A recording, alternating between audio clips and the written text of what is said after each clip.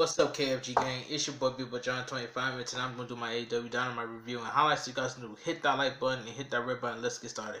Now AEW was a good show, even though even though there was no crowd on AEW, but AEW was a good show because of Matt Hardy debuting on AEW. That's my favorite part. But anyway, All Elite Wrestling returns this evening from Daily's Peace in Jacksonville, Florida, with their first show under the coronavirus pandemic empty arena show era. AEW Dynamite tonight is advertised to feature the revealing of the XL1 of the Dark Order, the Lucha Bros versus the Best Friends, and Jurassic Express versus the Butcher and the Blade in separate tag team bouts. Alright, the American Nightmare opens up with the show. The show kicks off directly inside the arena with a shot of Cody Rhodes in a suit standing in the center of an AEW ring inside an empty Daily Place arena in Jackson, Florida. Cody talks about never feeling so small. He says he's going to ask 3 people who haven't been getting along as of late to put aside their differences because we all need to stand together right now.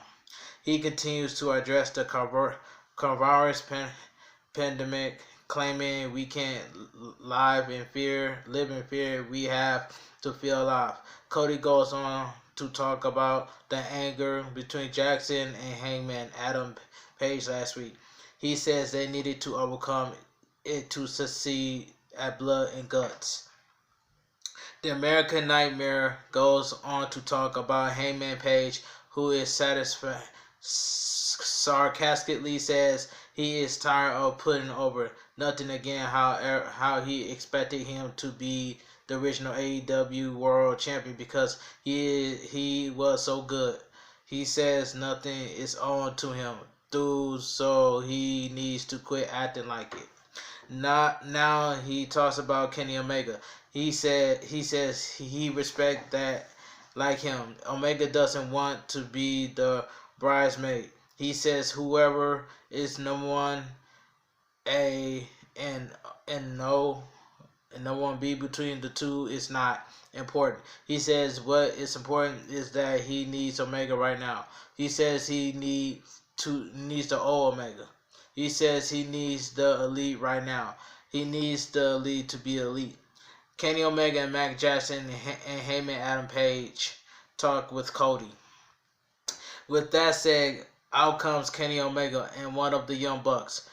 Omega begins first on the mic between the two. Omega says he and Cody haven't always seen eye to eye, but he does know that it is up to him whether or not they even have a Dynamite next week. He wants to go out the same way he came in, and that's as the elite. Now it's Matt Jackson's turn to talk. Matt Jackson talks about what happened to his brother Nick Jackson last week, saying he couldn't even get on an airplane afterwards. He says, and yet again, it's just the 3 of them. He questions where Adam Heyman Page is. Heyman finally shows up and heads towards the ring.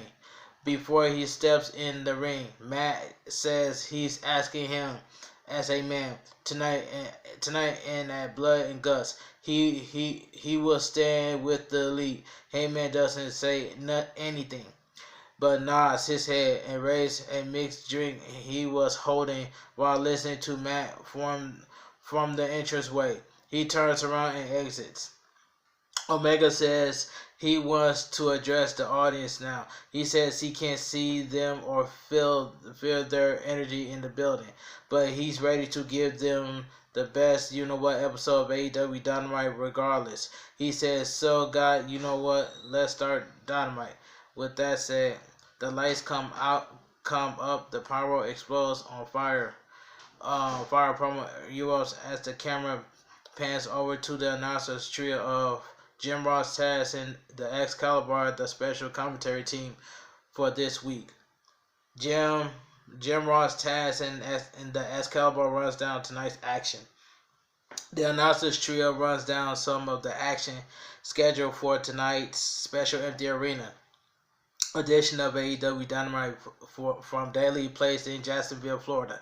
The AEW Blood and Guts Go Home show for next week's highly anticipated showdown between the Inner Circle and the Elite in the War Game style match.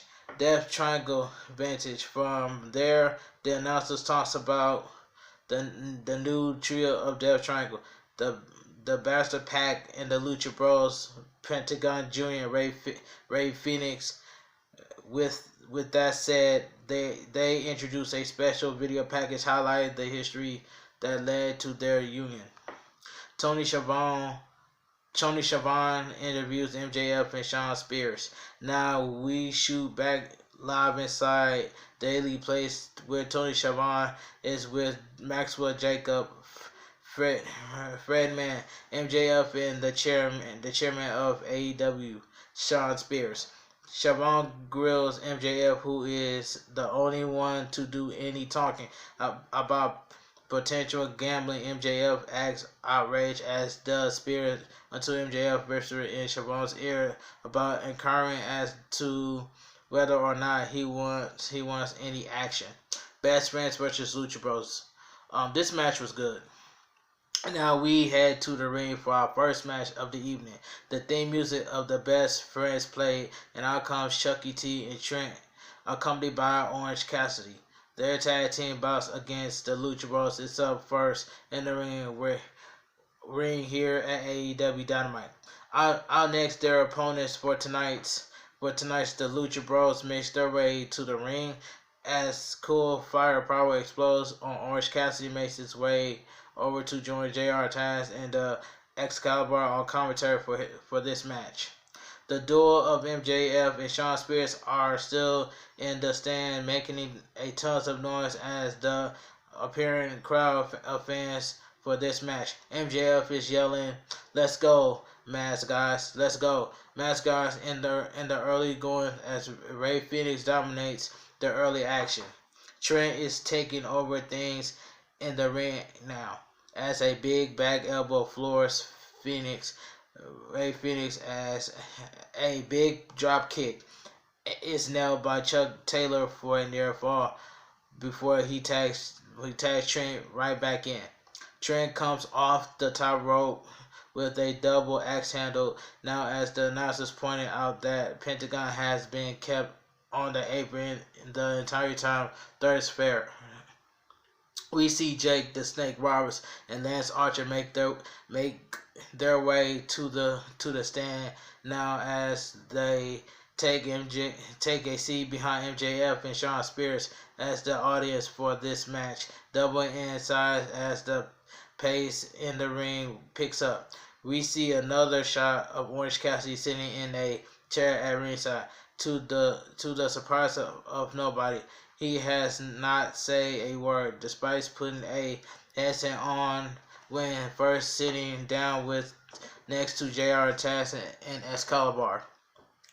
Ray Phoenix is making a comeback now with some knife edge chops across the chest and a big kick that floors Trent. He whips Trent in the corner and finally makes the tag to Pentagon, who enters the contest for the first time. He and Phoenix hit super kicks in stereo on Chuck and Trent. The smoke clears and the dust settles, and Pentagon is in the ring now, blasting Trent with leg kicks. Now we see Orange Cassidy and Ray Phoenix lock eyes. Phoenix hits a big dive on one of the Best Friends as Orange stands up from his chair as the announcers that JR takes us to a mid-match commercial break as the action returns to the ring. Finally, after the referee misses the key moment of the contest, the Lucha Bros scored the victory over the number 4 ranked tag team in AEW. Orange Cassidy looks upset at ringside as the Excalibur talks about the success of Pac and the Lucha Bros since the formation of Death Triangle. The winner of the match, the Lucha Bros. Tony Schiavone interviews Best Friends and Orange Cassidy. After the match, Orange Cassidy continues to look upset as Schiavone grabs a mic and calls the trio over. Chuck and Trent are upset. They talk about not needing a ring next time. Let's let alone a crowd or an arena. He says next week they want the Lucha Bros in the parking lot. The challenge is made and we move on. The pin loop forward with Keep Saban versus Rio versus Haku Ashida versus Chris Stanliner. This match was god awful. Penelope Ford makes her way to the ring, accompanied by Kip Sabian. Ford is put over by Excalibur on commentary as she poses in the ring in her leather jacket and her music fades down. One of her opponents, Rio, makes her way out as the music of the former AEW Women's Champion hits. She enters in the ring as JR informs us that a fatal four-way women's match is up next. We had to break before the other two contestants in the match are introduced. When we return from the break, Haku Ashida and Chris Statlander have already joined Rio and Penelope Ford in the ring. The bell sounds and here we go. Ford goes right after Rio, but when she gets out of the ring, she turns around to see Shida and Statlander working as a unit, approaching her with intentions of double teaming her. They begun doing exactly that until Saban gets involved in the action, spills out to the floor. Rio ends up taking all three ladies with a big splash off the rope to the floor. She grabs Ford and rolls her in the ring, but Ford rolls right back out other side, and Rio turns around into Shida and Statlander, who are ready to double team again. Rio takes them out with a double dropkick momentarily. However, Statlander ends up wedging Rio in the corner. Statlander tells Shida to suplex her into Rio. She does that. Look cool. Shida tries to capitalize with a pin attempt, but no dice. Shida and Statlander are now duking it out as the only two active competitors in the match, with Rio and Ford selling onto the floor. As they return to the ring, both Rio and Ford come off the top rope, but now Shida goes up top and hits a missile drop kick. Ford and Rio stare each other down as they are the only two standing in the ring now. They slug it out, trading big shots until Rio lets her emotions get the better of her. Which Ford gives the opening she needs to take over on offense. Ford hits a back spring elbow on Rio in the corner. Now Kip Sabian climbs up to the ring apron for an assist with Ford and Rio as the announcers complain about the referee not noticing Statlander is starting to take over on offense as the power competitor in the match, taking out Rio and Shida with big spots before Ford takes her out of the ring along together with a cool move of her own. Shida hits the Falcon Arrow for a close near fall as we see another shot of MJF and Shawn Spears who are now eating some kind of food as they enjoy the show as fans. Meanwhile, back in the ring, Shida scores the pin out of nowhere on Ford. The winner of the match, Haku Shida. Colt Cabana slash Kip Sabian. Colt Cabana is doing an interview with Tony Schiavone and being as playful as one can be, joking about being the Bruce Springsteen of AEW when his good record is brought up. After overhearing a comment, Kip Sabian comes over and tries to confront Cabana, asking him if he got a problem. After telling him he heard what he said, Cole slaps him, kills back off. We had two commercials. Tony Schiavone catches up with Jon Moxley. When we return from the break, we shoot to a pre-tape interview with Jon Moxley. Tony Schiavone catches up with AEW World Champion and asks for his thoughts about his medic suspension and not being allowed in the building. Moxley questions when he has ever been allowed in the building in other time. He says he promised to be around when the big bomb goes off at AEW. With that said, he gets in his car and speeds off. The Butcher and the Blade versus Jurassic Express. The team of the Butcher and the Blade now makes their way to the ring, followed by the team of Jurassic Express, the Luchasaurus, and Jungle Boy. As Jurassic Express finish up their ring entrance, we see MJF paying off the Butcher and the Blade as the announcers speculate he is offering them more money or a pay raise to get things done. The bell sounds, and here we go.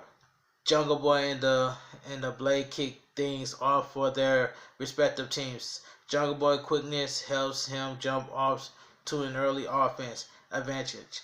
The Blade hits one big spot, but Jungle Boy quickly recovers and hits a move off his own and tags in Luchasaurus. Luchasaurus and Jungle Boy hits a double team move on the Blade as the camera pans the audience of MJF's, Shawn Spears, and a couple of others. The action starts to get out of control now. Culminating with Jungle Boy attempting a big toe suicide that goes bad as the Butcher and the Blade catches him coming down and whips him with virus momentum into the steel ring barricade. The ref stops Luchasaurus from coming over, allowing the Blade and the Butcher to deliver some additional punishment on Jungle Boy outside of the ring before rolling him back in, where the Butcher goes to work on him. He gets in some powerful tutting offense as we see Christopher Daniels and others in the audience now. The Butcher tags in the Blade, who calmly comes and pick up where the Butcher left off. He is in no rush now, as Jungle Boy is clearly down and out as the moment. Shawn Spears and MJF offer the double whatever bet they appear to have placed on this match now that the Butcher and the Blade in such dominate spot in the contest. On that note, we head to a mid-match commercial. We return from the break to see Jungle Boy still getting beaten down by the heel duo as MJF shouts on from the crowd. Finally, Jungle Boy makes the tag. Luchasaurus makes the hot tag and gets in, is taking out any and everything that moves in the style as the announcers put over the big man. Things culminate with the finish after Jungle Boy tags in and scores the pinfall out of nowhere. After the match, we head back to commercial breaks as MJF flips out. Winners of the match: Jurassic Express. Luke Harper makes AEW debut as Brody Lee, the Dark Order XR1. We return from the commercial as the Dark Order theme hits, and out comes Evil Uno and Stud Grayson. He talks about the XR1 and says he hopes the camera is closing on his eyes so everyone knows who serious he is. He say he cares about us. He says together we are one. He promised that the XR1 is here. As he repeats the XR1 is here over and over, we hear from the audience Christopher Daniels off microphone yelling, "Stop, stop, stop." Daniel gets in the ring and gets on the mic and says they have done nothing but waste everybody's time. Daniels, like the announcers did during the ring entrance of Evil Uno and Stud Grayson, said there isn't an XR1. As Daniels continues ranting about there being no XR1, he is interrupted by a wild, choppy video accompanied by a voice narrate. We do what we want and when we want. If I want something, I take it. Now let me put it a difference away in case you're stupid and you don't get it. Luke Harper is finally shown as he continues to talk, addressing the dumb oh god. Daniels comment, another dumb oh god, didn't believe in him. He says he is Brody Lee and he is the XR1. We enter the arena again where the lights come up. Now Brody Lee is somehow standing right behind Daniels and the rest of so-called censor. The SCU, he and the Dark Order attacked the SCU and standing tall. We had to commercial break afterwards. It was great to see Luke Harper. It was so great to see Luke Harper. Tony Schiavone interviews Jake the Snake and Roberts and Lance Archer. Now we head over to Tony Schiavone, who is standing near ringside with two men who have been watching throughout the show from the empty arena, Jake the Snake Robertson and Lance Archer. The WWE Hall of Famer points out that the man next to him, Lance Archer, is here to fight, not talk. Roberts said Cody had the gauntlet laid at his feet, and he ignored them. Roberts said it would be one thing to try to stay out of harm's way, but it's another simply to ignore him. Jake says he's a Hall of Famer and should be listening to. Roberts finished up his turn on the mic by telling Cody to think about it. After a quick word, we kick it into an extensive video package focusing on the journey background of Lance Archer before coming to All Elite Wrestling. We see him in backyard actions as Jake Roberts watches on the AEW Dynamite. The announcers run down some of the action scheduled for next week's edition of AEW Dynamite, with the trio careful not to promise a specific date, location, or venue due to circumstances beyond their control. The announcers for the AEW Dynamite are the following matches: Warlow versus Luchasaurus Lumberjack match, Best Friends versus Lucha Bros Parking Lot fight, the Inner Circle versus Elite 5-on-4 Blood and Guts match, Cody, Matt Jackson, and Hangman Adam Page versus Jack Hager and Santana and Ortiz. The match to determine who gets the team advantage at the first ever AEW Blood and Guts match next week on AEW Dynamite. Tonight's main event is up next. Out comes the trio that will be representing the Inner Circle, Jack Hager and the team of Pound and Powerful, Santana and Ortiz. Out next are the former AEW World Champion Chris Jericho and Sammy Guevara. Sammy Guevara plays the role of fans in the crowd, signing Jericho's theme as he makes his way out and guest announcers for this week's AEW Dynamite main event. Their opponents for tonight, representing the Elite, would be American Nightmare Cody, Mac Jackson of the Young Bucks, and Adam Hangman Page. They come out along with Kenny Omega, who hangs out at ringside to try and offset the huge number of matches in the Inner Circle as always. The bell sounds as the match gets going, as Cody deals with heckling from MJF in the crowd. Cody starts taking it to Ortiz and Santana early on, as neither proud and powerful member can get anything going with the American Nightmare inside the square circle here in the early goings of tonight's main event. Finally, Cody tags out and in comes Matt Jackson from the Young Bucks. Matt immediately charges at Hager on the apron and punches, as the Excalibur points out that he is trying to get a measure of revenge after he attacked his brother Nate Jackson with a garage door at last week's AEW Dynamite. Hangman Page quickly tags himself in without Matt's knowledge before the Young Bucks. member can't get any going in the ring. Heyman takes it to Santana early on, hitting a big pump handle on half Nelson into the bridge pin attempt before beautifully called by Taz on commentator.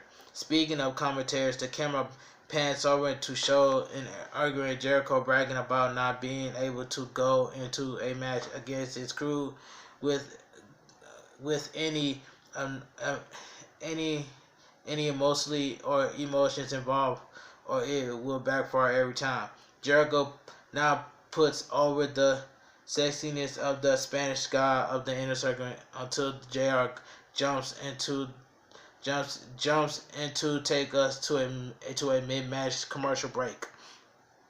When we return from the break and we see that the inner circle are still dominating the action. Finally, Cody hits his crossroads finisher on Ortiz, and now both guys are down and out. Ortiz crosses over and makes the tag as Chris Jericho cheers him on in Spanish.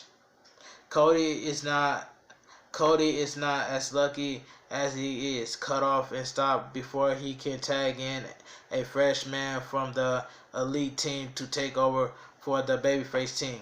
Jack Hager is tagging out, takes over where Santana left off, taking it to an already beaten down. Cody as JR takes us to another match commercial break. When we return from the break, it isn't long before the match gets to finish, which sees the inner circle picks up the pinfall victory, earning the team advantage for themselves for the next episode of AEW Dynamite, when the inner circle takes on the elite in the first ever blood and guts match on AEW Dynamite. The winners and gaining advantage in AEW Bloods and Guts, the inner circle. After the match, Chris Jericho bans fans from AEW shows until he says so.